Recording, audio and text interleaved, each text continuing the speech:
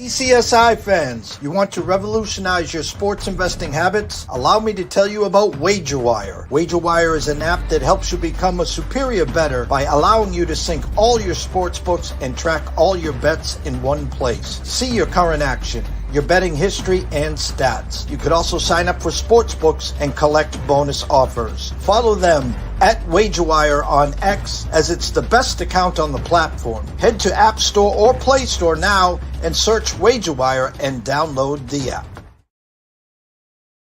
2,000 years long, we will never settle. Hard days, no way, with a heavy metal. No time, no fail, won't stop here. Like a torch to a flame when it burns hot. Won't stop, come on, take me higher.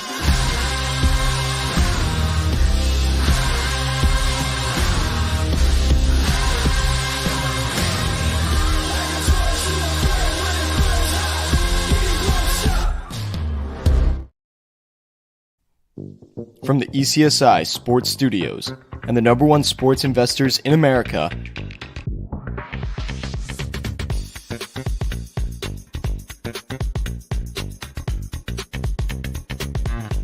we bring you the closing bell. As the market closes, legends Jeff Dawson and Riley Magnuson bring you all the sports investing tips for tonight's matchups. If you want to learn more from the two legends at the desk, make sure you stay tuned to the closing bell. Good evening, sports fans from all around the globe. I am the co-host, Jeff Dawson, East Coast Sports Investors, and it's that time of the evening, 5:06 on sunny Cape Cod, the calm before the storm. Does Debbie make it to Cape Cod for Friday and Saturday? My good friend, partner in crime, Mr. Anthony Pepe of Food Truck Festivals, hopes not. We will be live at the Cape Cod Fairgrounds on Saturday for Cape Cod Food Truck Festivals of America. If you're local and going to be around the Cape, near the Barnstable Fairgrounds on Saturday, come on by. Come say hi to me and Anthony and the rest of the Food Truck Festivals of America crew. Great time as always. This will be my third year there. 2 years ago was a guest. Last year I worked. This year I'll be working with him as well. So first and foremost, a shout out to our proud sponsors and partnership, WagerWire. If you haven't downloaded the app, head on over to Google Play, download it. It's free. I promise you it will be the most used app for the rest of 2024 and beyond. And a shout out to CT Bet's family team and the rest of Viva Tequila Seltzer. New flavor, coconut, now in your establishments. Boston Garden, Tampa Bay Rays, wherever you get it. NASCAR, come grab one. Tell them JD from ECSI sent you, and I promise you will enjoy that as well. I'm going to bring Riley in, and I'm going to start the show, and I'm going to butcher it because I'm not a producer. A good friend and our producer, Mr. Noah Frank, getting ready for Red Sox and Royals, Paxton versus Singer. And if you watched me on Sports Grid last night, I gave out a handful of overnight plays, and the number went against us on, I think, all of them, which is never a good sign. I'll get to the games, but let's bring him in.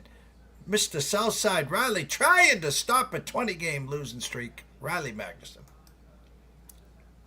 What's up, champ? What is up, my friend? I was gonna say I'm coming in feeling good to start the new week, but you put me down in the fields with my White Sox here to start the show here. But going for history is on the cusp here for, I think, tied for the second worst losing streak of all time if we hit 21 here today. So they are already in historic company, but.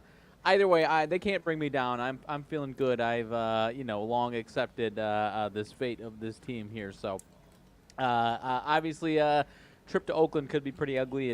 These West Coast trips are typically not the White Sox cup of tea, even when they're in some good years. So it would be a little ironic if they won 3 games in a row on the West Coast here this week. Not saying that's in the cards, but would say it's a little ironic there. But nonetheless, happy to start a new week, my friend. We had a fun weekend of sports action, and obviously, putting our head down, getting ready for some football, doing some research, but obviously living with some baseball these next few weeks here. I'm going to steal a little thunder from the locals, from the not just Boston, but the whole East Coast. 98.5. They call Mondays re-entry Mondays. And for me and you, what we like to do is we like to highlight what transpired over the weekend. And whether it's UFC, whether it's Olympics. I'm going to take us back to this past February. Myself and Anthony Pepe were at the Super Bowl. We were there for Radio Row, probably one of the greatest 4 days in my media history, being a part of my first Super Bowl event in Radio Row.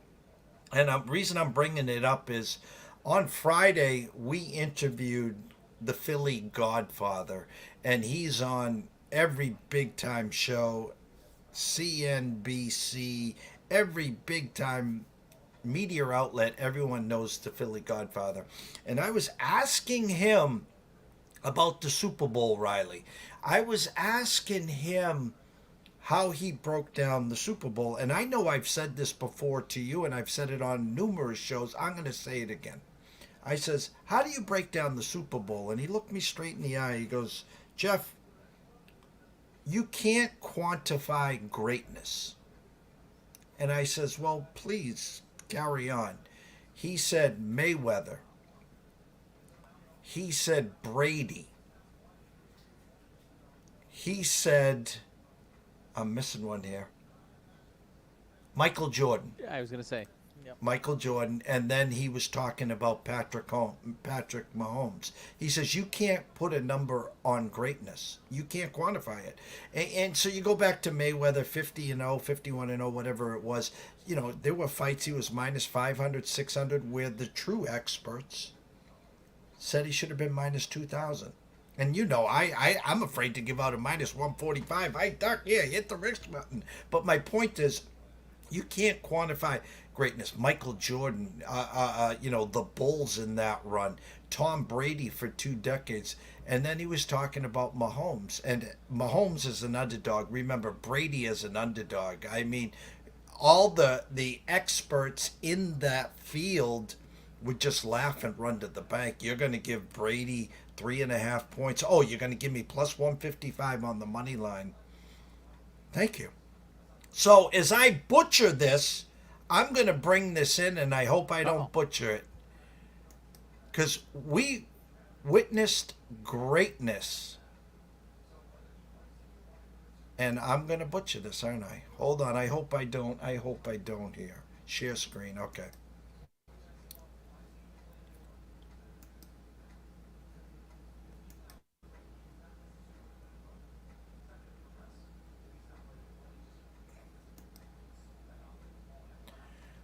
Good friend, Mr. Rob Connor, if you're watching the show, I hadn't talked to you in a long time. He says he watches the Brady Kannon show, the golf show, all the time. He's been watching me on Sports Grid.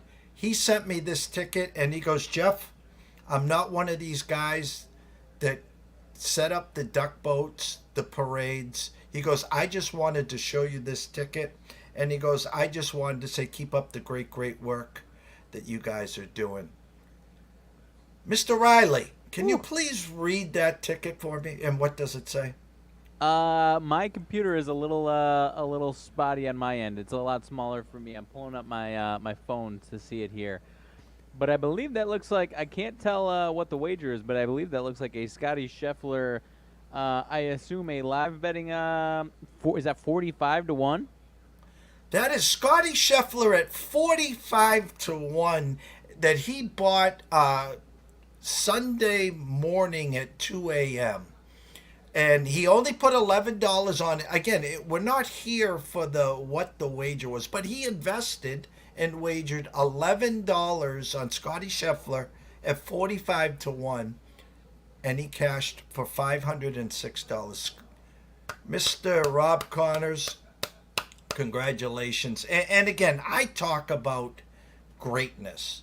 I talk about Rory McIlroy, who has another gear in the bag. I talked about Xander Schauffele, 2 majors knocking on the door for the Player of the Year. Scotty, I know you won the Masters. I know you had already won 5 events. You were leaking oil. You got arrested at one of the majors. You didn't look good at the U.S. Open. You didn't look good at the Open.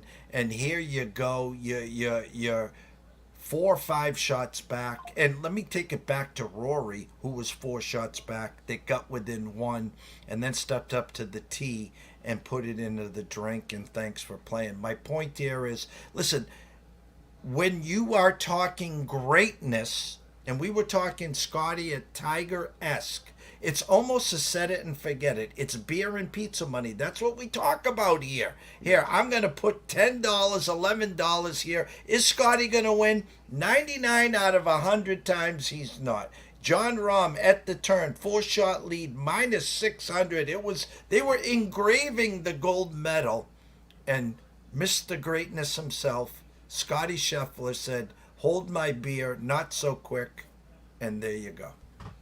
And you can absolutely put him in. I guess I don't know where Scotty ranks at this point in the history of golf at this point. He's obviously got a long way to go and a lot of majors to stack up, but. I mean, in my lifetime, this is, there's only one man who's put together better runs than he's putting on, and that man would have been in that, level of greatness that you talked about. This is another one that, especially if he finishes with more than 5-6 majors, or at least 5-6 majors, and he finishes as a top 5 golfer of all time. This is in that category. I don't know, especially since, Olympic golf is fairly new for this generation, and where we put it historically when we're talking about golfers' legacies, because obviously Tiger didn't have the chance to compete for medals. It was it was 100 years or so, whatever it was, without golf in the Olympics. So now this one felt like, I remember the first one, 2016. We were kind of, a lot of people were questioning what the value or the legacy will be for these guys. Justin Rose obviously got it, and then 2020. 21 was COVID time, so it was a little different. This is the first one that really felt like, even before Scotty did what he did and made the comeback, even if it was going to be Rahm, this is really the first one that felt like, you're putting it in someone's history book, and now retrospectively we'll probably do that for the guys who won in the past. These last couple, Xander and Justin Rose especially here, but this one felt bigger than the other ones here, and it's obviously with the comeback it makes it that much more special. But I think going forward, we're going to put a lot more value when we're talking about these guys' legacies as far as these gold medals are concerned, my friend. It was Xander Schauffele in 2020, a COVID year, can't win the big one, that kind of set his stage, says, yeah, I haven't won a major yet, but God damn it, I just won a gold medal. And it kind of set him up for this year, where he didn't win the Masters, but he came back with the PGA. He then comes back with the U.S. Open, and then he put himself back into the talk. I was one of them. Hey, listen, I know what Scotty's done. $23 million. He's won 5 tournaments. He's won the Masters again. But you're going to take 5 wins and 1 major, and you're going to discredit 2 majors here. And then here he comes from now. It was the first time all year that the books, now we're talking after round 1, Scotty was the favorite pre-flop. Right.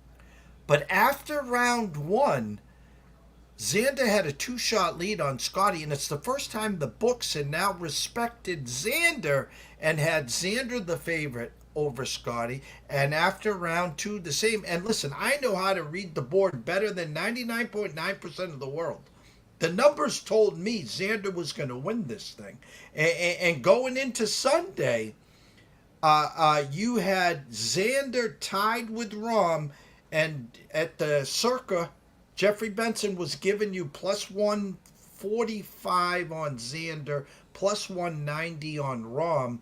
Pre-flop, Scheffler was 12-1. Rory was 14-1. And as the tournament was going on Sunday, when everyone was sleeping, Mr. Rob Connor on DraftKings was smart enough to say, hey, you know what? I'm going to throw $11. You're going to give me the best player in the world, having one of the best years ever, Tiger-esque here, and you're going to give me 45-1?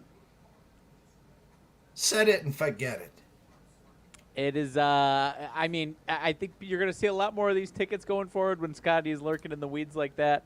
But the other, I mean, credit to Rob here. I mean, like you said, there's so many that Scotty did win that similar scenario. You wouldn't have gotten 45-1. They were giving you, 10-1, 15-1 at best when he was lurking like that, or even, obviously after round 1, round 2, in a lot of cases, he's still the favorite, 5-6 shots back a few times this year. So, especially sometimes when they're at a point where someone that great is a little colder than what we would expect them. They, the odds kind of lax a little bit, and then you jump on it because at some point that guy is going to come back and regain that greatness level of great play, and obviously we're seeing that with Scotty. So I would say I'm not penciling him in for the FedEx Cup, but this type of momentum getting him back on track.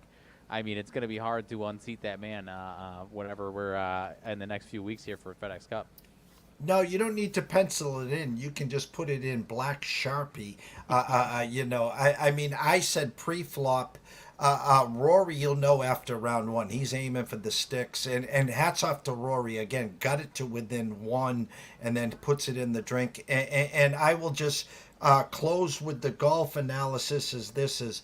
John Rahm says he has never felt so much pain after a tournament. Not just losing, but letting his country down. That's how big these Olympics are. And I think if you could have scripted it, and Hollywood did script this, right? Scotty comes from downtown at 45-1 in the back 9 to get the gold. And then you talk about pride and country's pride. I don't think you could have scripted any better. I did nail the fact that Fleetwood would win the silver. He did win the silver. I had Rahm for the bronze.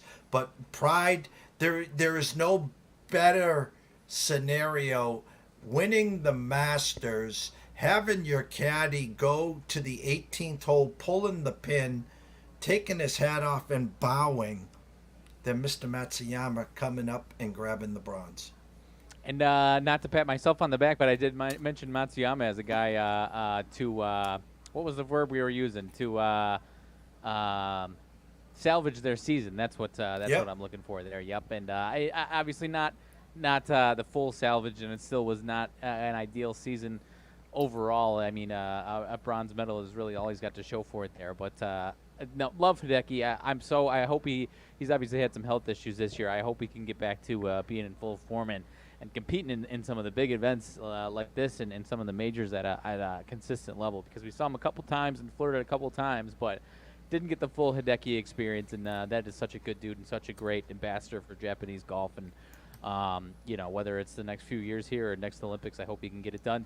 Last thing to tie up golf, obviously, you feel for Tom Kim some emotions after the round as well, trying to find the exemption for the mandatory military service. He's got, I believe, he's got a handful of years here, some chances to win majors. But if we're talking about just winning a medal, these are as good a chances as any when you just have to get top 3 there. So he'll have one. I believe he has one more Olympics, but obviously a handful of majors and I forget what the games are called. The Asian Pacific Games, I think it is.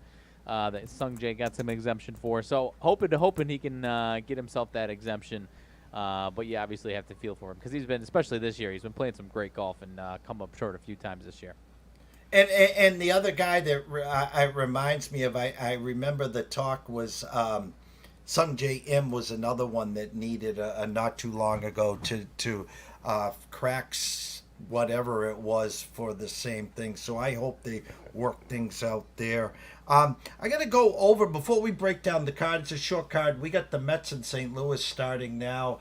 Manaya versus Palente, and you don't see this very often, is that the travel team playing on ESPN, which was the Cards and the Cubs last night. The Cards got to travel back home and not only play tonight, but they give them a 5:15 start, Yeah. which is 4:15 back there. So really sticking it to the Cards there.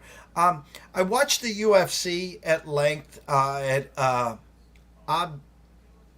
I always butcher this because it's the Flintstones to me. Abu Dhabi, and I watched the prelims. I watched the main event. There was some great fights. I'm not taking anything away from the fights at all. But my good friend, Mr. Rick Thomas, brought this up, and I didn't know till I knew. And the fact is, when they were pointing to the crowd, and the fans had one hand over their eye, and then I got the backstory. I'm going to butcher the name, of course, you know that. Was it Magomedov that is technically blind in one eye? Was that the right fighter? Yes, Magomedov. Sorry, Magomedov, okay. I was making sure I had the right pronunciation there. Magomedov, yep. Undefeated. I guess he's had multiple surgeries on that eye, with literally the eye taken out and literally blind in one eye, and just he kicks like a freight train. He won the fight against Mr. O. It was a good fight. Mr. O was never once backing off, but I mean, just took a beating. I would like to know, in combat sport, where people get poked in the eye a million different times, there's the Leon Edwards fight that fought 2 weeks ago. No, last week. Right. That fight was stopped because of a poking eye. The rematch, and Leon lost. What kind of waiver, what kind of insurance, how in the hell is this guy fighting? It's insane. I mean, I don't know. I can't even put myself in those shoes, if I'm being honest, because for both, the issue itself, and I'm not obviously I've never fought a day in my life, so I can't put myself in those shoes personally. But and especially someone who's that technically sound and that accurate, and that so far pretty unscathed. I mean, obviously he's had some hard fought battles, but I mean, I think 11 out of his 14 pro fights he's won by knockout TKO. So it's not like it's not like he's grinding a lot of these out. He's taking care of business in most of these. So it's a great story, and I mean, I guess I'm surprised there's not more issues like that with the amount of times that we have guys getting poked in the eye. But at the end of the day, I mean, these guys are warriors, and I guess I don't know what to tell you, but I mean, it's as impressive as heck, and I'm hoping this guy starts to gain some more popularity and get some bigger fights and pay-per-view fights going forward here. I know the big leading is in, I think it's 2 weeks, at the Sphere, Las Vegas.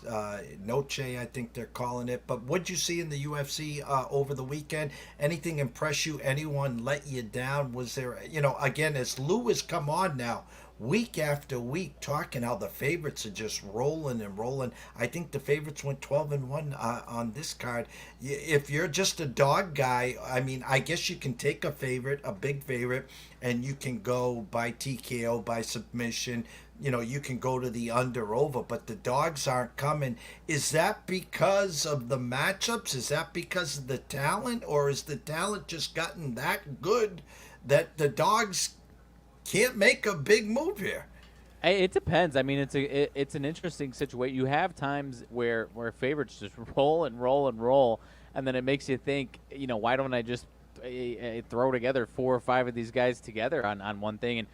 And I'll be honest, there's certain times where if I feel that confident in 2 or 3 guys, I'll do that myself. But whether that's the most sound strategy or not, because it's a sport where sometimes you just can't fathom where some of these underdogs can beat certain favorites in this sport. Obviously, they do a great job of putting together some fight cards where you've got some underdogs who have some true knockout power, or some favorites who maybe haven't fought in a while and are a little more susceptible than you'd think. So, from what the few years that I've been watching that closely from a betting perspective in this sport, it does come around to where you will have a night where 4 plus 200 plus 300 guys will find a way to win, and you're scratching your head, and and it goes the opposite way for a couple nights. But there are so many times where, and that's a great reason why it helps in this sport, especially to watch some of these fighters, because there's some guys where you just can't put it together how one of these guys will lose to one of these underdogs in these cases. And so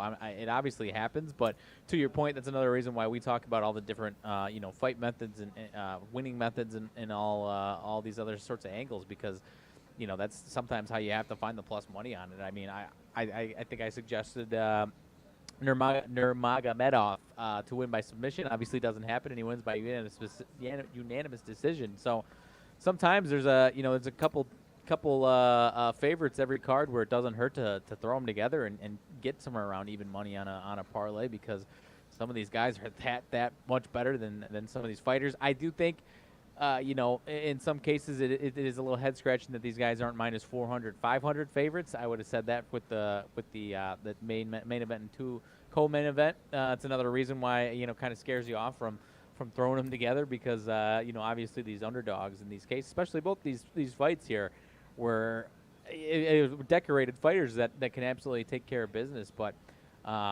it's another reason why you got to watch these fights, because some guys, I mean, in Nurmagomedov's case and Magomedov's case, they haven't been knocked out before, and so those are some guys where you could probably feel comfortable knowing if they're not getting knocked out, they're probably not going to lose this fight. So I'm learning more and more each week on some of these fights. The one that I was expecting to be a little closer and having put up a better fight, obviously, when we were talking the other day, it was Marlon Vera and Davison Figueiredo.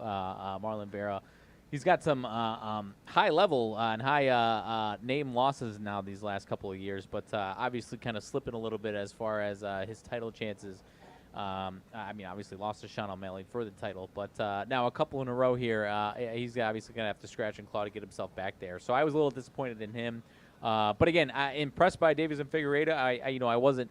That was one where I would have been interested in whoever was the dog in that fight in a lot of ways there, because Davison Figueiredo is proven. I mean, he's kind of lost some luster and lost a little popularity because of we saw him 4 times in a row against the same guy. He obviously didn't win that saga.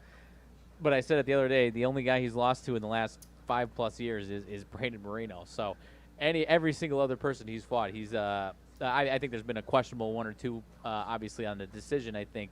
But for the most part, he's been as good as anybody in the entire sport, other than obviously the couple times where he loses to Brandon Moreno. So I think he's going to come back to getting some respect and probably come close to getting another title fight. So I was impressed by him. Have been over the last couple of years not as impressed by Marlon Vera. Would have expected more from him going forward. And then obviously we talked about it, but Tony Ferguson, another loss. I mean, the guy 8 straight losses now, I think. And again, he's fighting some badass fighters. And again, the start of this losing streak, he was actually, I mean, a couple of the fights, it's not like he got absolutely worked. He was in some of those fights. It was just, again, I said it the other day, Justin Gaethje, Charles Oliveira. The first of the crazy thing is the first of that streak, I can't remember if it was for the undisputed title or maybe it was interim title, but against Justin Gaethje, the first fight loss on this losing streak was for a title. So it does go to show where he was before this fight losing streak began. But obviously now, it's gone on for 4 years, and now we're across 40 here. And unless he takes another fight where he's got a better chance of fighting or at least putting on a decent show, the last few fights have been an ugly showing. Still a warrior, but I need to see him go out a little better than what he's doing. We talked about it the other day, but not a great feather in his cap again here. Well, what I will say with that is at least he didn't take a 5-round or 3-round ass whooping. Right. Like Cowboy Cerrone was taken down this stretch. He got in, he got grappled, he got taken down, lights out, he tapped out. Held on to one glove, threw one glove to the crowd, and as he was leaving the walking back to the locker room, threw the other one out. I think he knows he's done there. But my friend, threw the token, the pizza and beer money on him. When you get a warrior like that at +4 to 1, it's a pizza and beer. Hey, I'll throw a quarter on to make 100. If he loses, well, it was 20 minutes worth of entertainment there. I was impressed with Figueroa. I short, stocky, just a pound for pound, very strong kid. Didn't back down. I was impressed there. I wasn't as impressed with Dern. I was expecting more, and I was actually thinking in that third round that was it Rodriguez or the Godinez? yes. I thought she might end up catching her, so I was expecting more from Dern there. And then help me here. There was a fighter, either a fight before Dern or a fight after. Alvarez. Yeah, Joel Alvarez. He's a bad man. Yeah. He's a bad man, and never once felt like he was at. He never sweated. He just was sitting there waiting, and he kind of controlled the pace. And my colleague says he needs to fight someone where he feels he's lesser than. Not one point did that guy feel like this guy was going to hurt him, and he never did. So that my take on the card there, Riley. No, I like it. And that guy, you're right. He's a bad man. His only loss in the last few years is Sarukian, who also is a very, very bad man. Just beat Charles Oliveira a few months ago. So no splotches on his record for the most part. There, he's going to have a great chance to rise through the ranks here these next few years here. So I'm excited to watch him as well. That was a great point. So, but yeah, a lot of guys, like I said, that I'm up the prelims up until that. First couple times watching them fight, so was always interested to see some of these, especially on these fight night cards that aren't the pay-per-view ones. A lot of times you're seeing some of these guys for the first time, so I was always interested to see.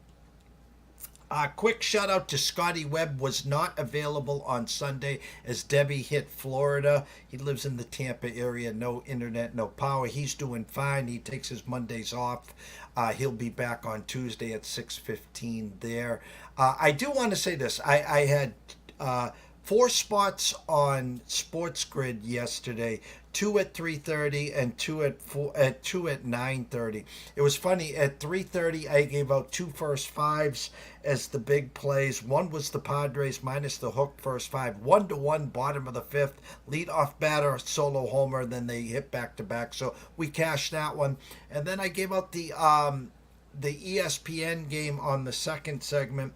I gave out the Cubs first 5 minus the hook, Justin Steele or the aluminum can. I thought we were getting the aluminum can, down 2-0, tied it 2-2, then rallied the troops and we cleared that one. But here's what I really want to talk about. On the 9:30 segment with Adam Kaufman and Mark Zeno, the second segment, give out your best plays for Monday. Now, we're talking numbers as they're coming out, and we didn't have all the numbers. So I was speculating on some of the games.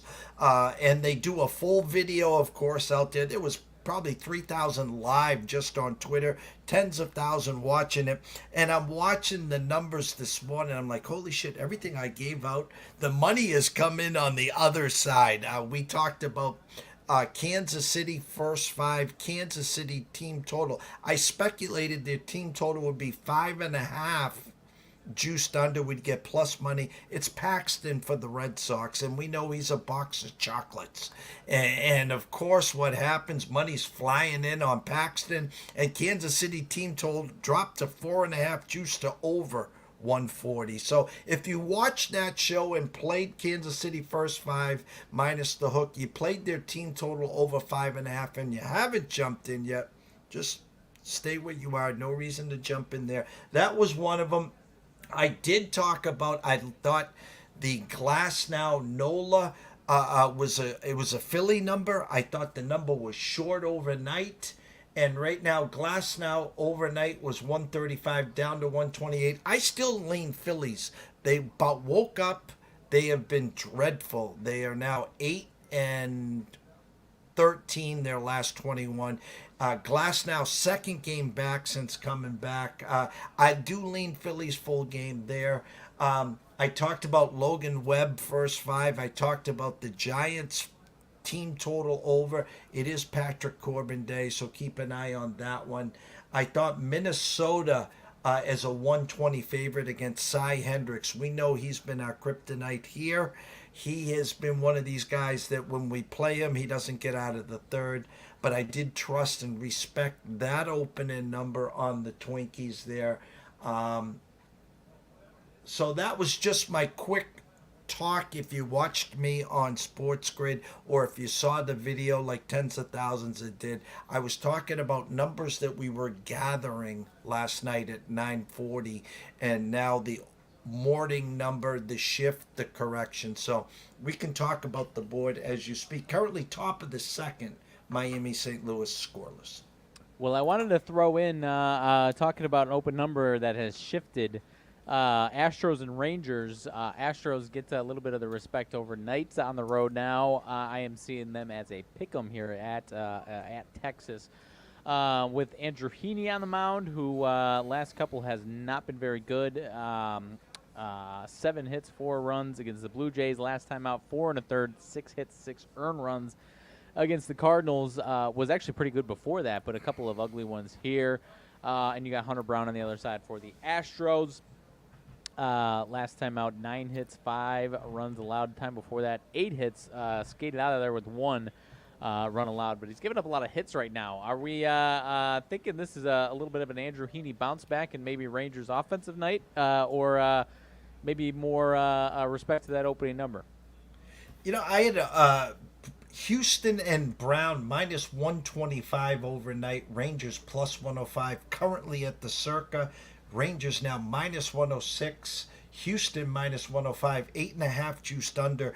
But what's the real eye-opener here, and they're listening to us because Kansas City now just went from 4.5 team total over back to 5.5. You can get Kansas City to get to 6 or better right now, plus the 120. So if you don't want to lay the juice, which was 145, now 128 on Kansas City, you can go get the plus 120 on them to get to 6 or better. Shout out to Noah Frank, who's at that game right now, you little bleep. But Houston, Texas team totals. This is a cute one here. Someone's making it, someone's not, and they got this thing juiced heavy. Houston team total over 3.5. You got to lay minus 145, guys. Texas team total over 3.5. You got to lay 140. It's an 8.5. Okay, so I'm going to tell you this: one team's making it today. One's going to get to that 5 or at least 4. I think this is 5-3 all day. I think it's the Rangers. I'm going to trust the move here. I think Brown does not dodge all the hits he's given up. I think you get the bounce back from Texas. I like Texas here. I'm not going to lay the 40 cents for them to get to 4. No. Okay, but if you gave me a 4.5 juiced under minus 145, I'd take them at 4.5 over at plus 120, 125. But I like the Rangers side in Haney tonight. I'm with you. I'm liking a Heaney bounce back today. Yeah, on DraftKings, like you said, over 3.5 is minus 135 for the Rangers. You get the alternate line over 4.5 at plus 130. So they're that's the play right there. Yeah, I was going to say, making it tasty for you to get the plus money on the Rangers there. So I do like that. Let's see what else. You mentioned the Twins and Cubs a little bit there. What was the other one I was going to pull up here? Oh, Arizona and Cleveland. Good game. Good matchup here. This one is Cleveland, the home team, with Logan Allen on the mound against Zach Gallen. Logan Allen, last time out, 4 1/3, 3 hits, 2 earned runs allowed, 4 walks, 9 Ks. He's been pretty hit or miss, Logan Allen, this year. His overall season numbers, he's given up a lot of runs. But lately he's been pretty sporadic, some good, some bad. Zach Gallen, on the other hand, last few out, not too bad, pretty good. 6 innings, 6 hits, 1 earned run last time out. It's real good last time out. And you've got a Diamondbacks team opened, from what I see at least on this book, minus 125, right around minus 120 now. Are we respecting the Diamondbacks as the road favorite, or would you have felt better with the bigger number with Zach Gallen on the mound here? I think last year, especially, the home road splits for Gallen were eye opening. He was absolutely rock solid and lights out at home, struggled on the road here. This is like, I don't usually say my play of the days here. I don't, because every game is treated the same, whether it's a first five, full game, team total, everything is the same here. But I think you're going to get some Allen regression here. I like the Arizona Diamondbacks. I love the way they're going. We have talked about how Fat has started to pitch a lot better again. Nelson has pitched great. In comes their horse now, Zach Gallen. I think Arizona gets it done tonight. Guardians lose yesterday to the Orioles, if I remember correctly. Still at home. I like both full game Arizona, but I get cute here. I like Arizona first five minus the hook. I won't worry about the back end. Cleveland's got the best back end in the game. Yeah. So you want to take advantage of them in the first five. So you take Arizona first five minus the hook, or if you can get a minus 113, 115 in the first five, just play it. Don't have to worry about the if tie, you push, you move on. And the other part is I'm going to take the Arizona Diamondbacks over 4.5 team total, and I'm going to get plus 110, and I really like that as well tonight. I like it, and I mean, you could see Zach Gallen starting to heat up here as we go along here this next month and a half or so, too. So I do like that one as well. We've got, let's see, what else? You've obviously got the White Sox looking for, or trying to avoid the 21st loss in a row. We don't need to talk too much more about that one. Reds on the road in Miami. Nick Martinez for the Reds, Roddery Munoz for the Miami Marlins here. Munoz, not great last couple times out. Last time out, 5 innings, 4 hits, 2 earned runs. Nick Martinez, a little hit or miss. He's been they've been using him sporadically. Bullpen, not bullpen. Only an inning last time out. So not sure how long we're getting a Martinez a start out of this one here. But Reds minus 145 on the road here in Miami. Reds obviously up and down. Marlins win the last 2 in Atlanta, actually, and obviously not good, but a little scrappier than some of these bad teams. So anything to make out of this Reds and Marlins game here? I think the teams that travel to Miami, if you go back to the Patriots swan song, their 2 decades of success, the one place that they stunk, Tom Brady that is, was at South Beach at Miami. It didn't matter how good they were playing. It didn't matter if they were coming in off a loss. It didn't matter if they played in September or December. He just stunk there. And you started to put 2 and 2 together. It's like, Tom, who you got down in South Beach that you're focusing on it? Because it's obviously not the Dolphins. And I'm just saying, this Miami team is so bad. I can't name 2 guys in their lineup right now. It's just pathetic. They trade Jazz, they trade Arias, they traded everyone. My point is, this Reds team, we're waiting. They put guys on base, they just can't score. They got 2 on, no outs, they can't score. They got second and third, 1 out, they can't score. It doesn't matter. Line opened up at 130. Of course, the number can only go one way. Now it's 137. I smell rat here. I do. I'm not running to the window to back the Marlins guys, but right. I'm not running to the window to take Cincinnati either. I lean Marlins. Their team total right now is Cincinnati. You can get them to get to 5. You got to lay 125, or you can take Miami to get to 4 and lay 120. I don't like either one of those. If I had to back this game, if you Venmo'd me 100, I'd play the Marlins today. I just don't trust Cincinnati. I'm with you. I'm also not running the window for the Marlins. I'll throw out a little bit of a home run look out of this game, as goofy as it sounds here. The one man that I definitely know out of this lineup, plus 450 for a bomb, Mr. Jake Berger. 2 home runs out of his last 3 games here. Both of them were in Atlanta there. 4 home runs in his last 6 games. Give me a Jake Berger bomb to get things going for the Marlins here. A much better hitter off of right-handed pitching. And the one thing that I will back, and it's a go number, obviously, Ella De La Cruz for Cincinnati. On our spreadsheet, the only green go guy in the stolen base department in the whole MLB. You can get him plus 115, 125 to get a stolen base today. I would take that. And Mr. Ramon Scott Sports, would you put anything into Miami 1-14 last 15 Monday games? Or is that just an indicative of a random stat for a very bad team? I would say definitely. I'm not a trend is your friend guy. I do look at past performances. I do look at every stat. I do, but I don't make that my reason to go to the window or not go to the window. I read the market. I read opening numbers, overnight numbers, where the money is going.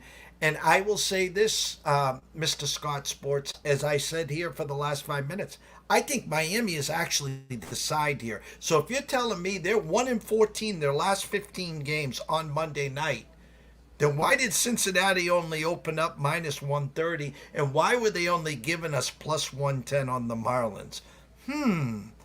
Again, I lean Marlins. I think they find a way to get it done, but it will not be with my money tonight. We'll probably talk tomorrow, or there'll be a tweet out from you saying they're 1-14 on Monday. There's a reason, and they're going to be 1-15 now after today, or it was the trap of the night, or we can parlay. How about this?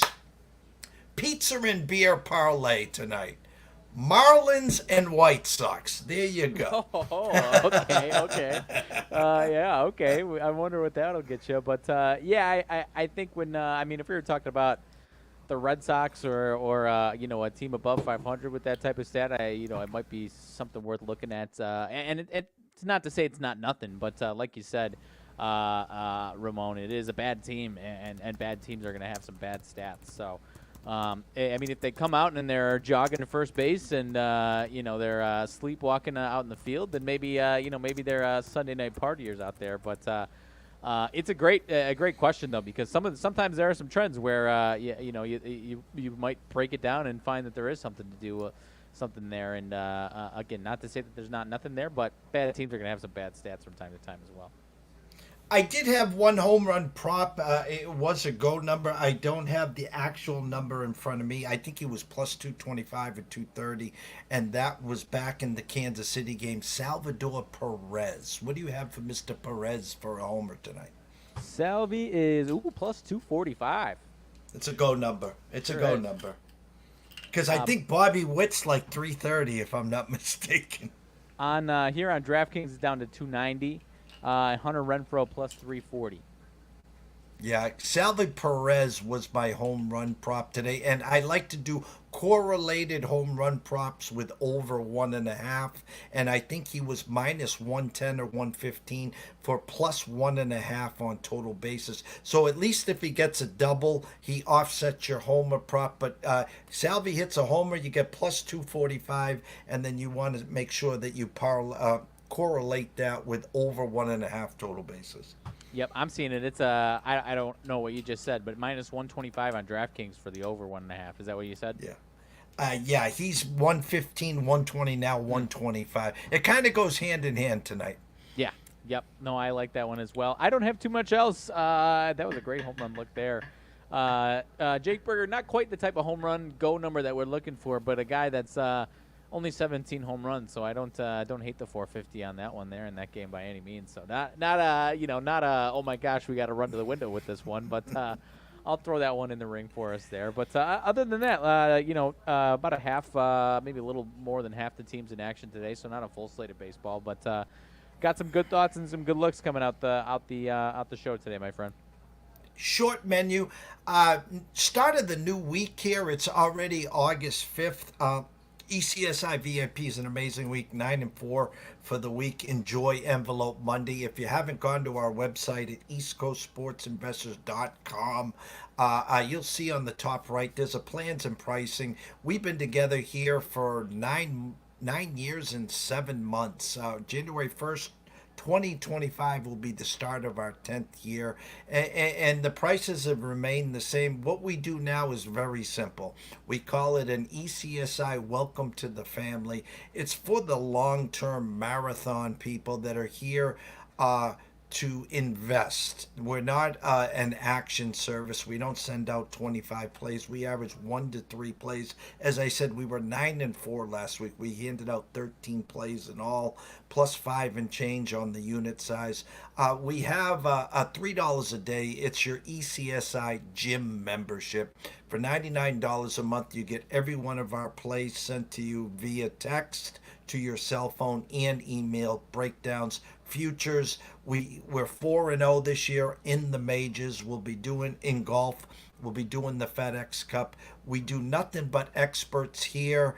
UFC with Gam Lou, PGA with Brady Kannon. Riley adds his golf. He adds his UFC analysis. We have at 6:15 Tuesday, Wednesday, Friday, Scotty Webb, who former MLB player. He comes here on the weekends on Saturday and Sunday. We bring in Andrew McGinnis from Wager Talk that talks NHL, CFL. Monday our channel, Friday his channel. Sprinkle in Julian Edlow from DraftKings, Sean Alvarez. The list is endless. Ron from Ron A Sports will be back for his 4th year, I think it is now, with us. So the list is endless. The fall is here. We can't wait, Riley.